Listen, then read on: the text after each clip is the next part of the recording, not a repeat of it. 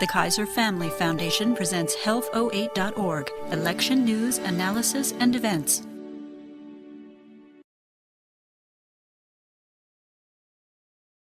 Dr. John Seffrin, CEO of the American Cancer Society, thanks for joining us on health08.org today. It's nice to be here. So, looking at our healthcare system, what is currently working well for cancer patients? Well, unfortunately, not much is working well for cancer patients. The good news is, for people who can afford it and have access to the best that our country can offer, the prospects of surviving cancer have never been greater than they are today. So that's the good news. More and more people are surviving. The bad news is more and more people are getting sicker, suffering more, and more likely to die simply because of lack of access to quality cancer care. And so the American Cancer Society has gone on record to saying that lack of access has become a major cancer killer in America. The number's big, and it's getting bigger. So what is the number one issue then for the American Cancer Society when looking at our healthcare system? I think we'd have to say that the number one issue is lack of quality health insurance. 47 million people don't have any insurance at all, and millions more are underinsured. So we had a campaign that we did with AARP and other organizations like the Heart Association and Diabetes and Alzheimer's saying, are you covered? Are you sure? Because many people who have health insurance get a diagnosis of cancer and find out it's not adequate. So clearly the lack of access and the lack of proper coverage would be the two biggest problems cancer patients face today. Now, going to that campaign that you were just talking about, are you covered, are you sure? What was the feedback that you got from people when you were talking to them, whether or not they were sure if they were actually covered? Well, a physician came up to me on the West Coast and said, your message is so powerful because I can see myself in it. And we got onto this because we have a call center that's open 24 hours a day, 7 days a week, and people are calling us saying, I've got cancer, I've got insurance, but they won't cover what I need. We looked into it, and sure enough, many people can't get the coverage, can't get the care they need because their insurance is inadequate. Either the co-pays are too high or it won't cover what they need. So we estimate about 100,000 families went bankrupt last year just because of a cancer diagnosis and lack of adequate coverage. So you've committed $15 million for this campaign, which is your whole advertising budget, is that correct? That's correct. We decided this was such an important issue that our entire budget for paid advertising went into making the public aware of this terrible problem. And typically you focused on issues like research and prevention and early diagnosis. So why was it important for you to add this to your portfolio of education? Well, we found out in other years that when we have campaigns for things like colorectal cancer screening, we could move the needle. We could get more people to be compliant, and when that happened, we saved lives, and we can now document that. What we now see is that more people are dying because of lack of insurance. What we also know is that in our National Cancer Database that we co-founded with the American College of Surgeons 25 years ago, we can track whether a person has insurance or not, and their stage of diagnosis and the outcome.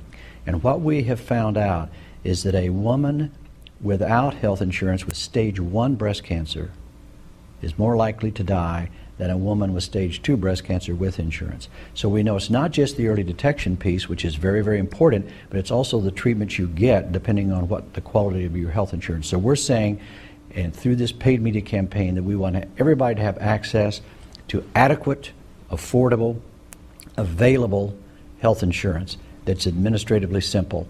And there's no reason that we know of that couldn't come about if it's made a high enough priority in this nation. Now, the 4 words that you just mentioned, the adequate, affordable, available, and administratively simple, are your definition of meaningful health insurance. How did you come up with that definition? Well, part of our 5-pronged program was to do a lot of policy analysis, and we determined that the big impediments or barriers can be adequately subsumed under those 4 A's. So adequate means that, of course, your insurance will get you what you actually need, adequate quality care. Available means that it's actually there when you need it, and of course the fact that it's affordable means that the co-pays and the limits are such that just because it happens to be a big league disease like cancer, it doesn't knock you out of the box of being able to afford it. We have too many people who are cutting the pills in half, or not taking the full amount of radiation, or not getting through their chemotherapy simply because of a matter of cost. And what is standing in the way then of achieving these 4 A's? Public policy. People don't realize that we're already spending more, much more than twice as much as the next highest spending nation in the world on health care, over $2 trillion per year, $7,000 per person per year. But we have to spend it more intelligently. We've got to make sure that there's more emphasis on prevention and early detection, when, of course, the outcomes are much better and it's less expensive to get treated. So it's not simple. I don't mean to imply it isn't difficult, but it means that we have to set it a high enough priority that we get people what they really need. In America, we have good data to show that the American public wants to overcome cancer more than any other disease. We now know we can, early in this new century, if we do the right things. One of the right things is to make sure people have access to quality care when and where they need it. Now, you mentioned cost earlier and people splitting their medications in half. There's also an example that you have on your website of a colon cancer treatment that costs $100,000 a year, and let's say your insurance company pays 70% of that. The patient's still left with a $30,000 bill. So what's the problem there? Is it the high cost of treatment? Is it the insurance policy that the person has? Or is it broader than that? And how do you address this issue of cost? Well, cost is a complicated issue, and as new drugs come forward, they often are priced at such a level that even if the insurance covers it, the copay is extraordinary. I know of a specific instance of a medical oncologist mother, stage 4 colon cancer, who said, and I could afford it, but why should I spend down my assets that much? This is just not reasonable since essentially, because of where I am, I know I'm not a long-term survivor.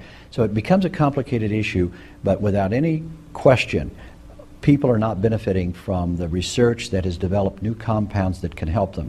So taxpayers pay into the government, NIH is funded, new drugs are, compounds are found and new products are developed, and then whoops, not everybody has access to them. And we have to look at that very seriously. And until we do, people are going to suffer needlessly and die needlessly. And do you have examples of ways that have worked in terms of getting people access to that treatment, or when you're sitting down negotiating the potential points of healthcare reform, what would you suggest in order to broaden this access? Well, there are different ways to skin the cat. I mean, we've been successful in getting 48, 49 of the 50 states to pass laws that mandate if you offer health insurance, it must cover mammography at age-appropriate times.